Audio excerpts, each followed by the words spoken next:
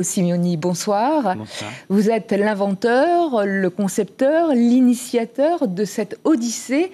Alors d'abord, ce bateau qu'on a tous vu sur le quai, il a une bien curieuse allure. Il est fait de quoi? De panneaux solaires uniquement? Non, pas uniquement. Donc, il avance uniquement aux énergies renouvelables, au vent, grâce au vent, avec un système de kite, au soleil, bien sûr, avec les panneaux solaires. Et il utilise aussi l'eau, puisqu'il électrolyse l'eau pour pouvoir avoir une énergie complémentaire avec l'hydrogène. Alors cette odyssée, d'abord pourquoi le nom d'Odyssée? C'est un nom, je pense, qui est très porteur, et c'est un nom qui donne aussi un côté aventure et découverte. Cette odyssée, je disais, n'a pas commencé hier. C'est une longue aventure que vous avez préparée depuis des années. Et expliquez-nous un petit peu quel en était le concept. Alors déjà, la fondation Reste Terre, elle a été créée en 2010, donc elle a 8 ans. Elle a déjà réalisé une première odyssée en 2015, mais avec un autre bateau, un bateau à voile, pour comprendre la problématique des plastiques dans les océans. Et cette nouvelle odyssée, elle a été préparée et réfléchie entre l'année 2015 et l'année 2016. Alors évidemment, on rappelle qu'effectivement, il s'agit de lutter contre la pollution des océans et notamment par les plastiques. On peut donner quelques chiffres, notamment sur la durée de vie d'un plastique au milieu de l'océan. C'est quoi? C'est des centaines d'années? C'est des centaines d'années, voilà. Effectivement. Et combien de tonnes de plastique, on le sait, au milieu de l'océan? Alors, le cumul, on le sait pas exactement, mais on sait qu'on a à peu près 5 à 10% de la production mondiale annuelle qui finit dans les océans. 80% des océans, de la pollution des océans sont dues au plastique. 25% des poissons ont déjà du plastique dans l'estomac.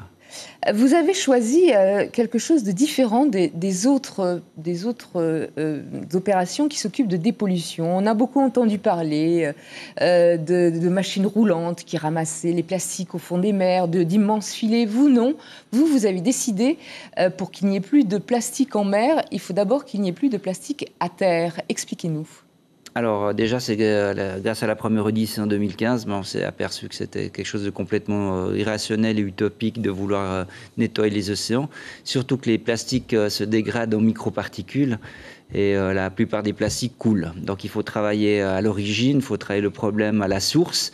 Et la source, c'est la Terre, puisque ces plastiques viennent de la Terre. Donc, il faut absolument arriver à faire en sorte qu'ils ne puissent plus atteindre les voies d'eau. Donc vous avez créé une machine qui est sous forme de container. Voilà. Donc c'est très simple à installer.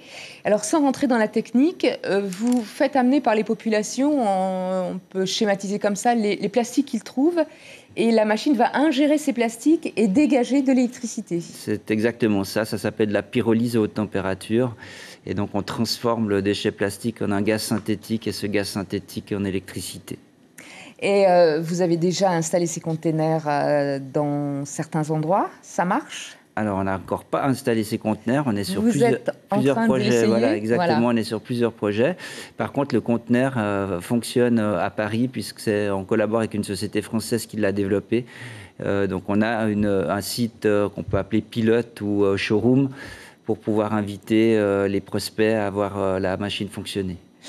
Marco Simeoni, merci beaucoup d'être venu nous rendre visite. Je voudrais rappeler que vous allez aller à la rencontre de plusieurs dizaines d'enfants dans nos écoles. Vous allez partir un petit peu partout, aux îles sous le vent, aux îles du vent, pour faire de la pédagogie, expliquer également ce qu'il est possible de faire. Merci d'avoir été notre invité. Merci.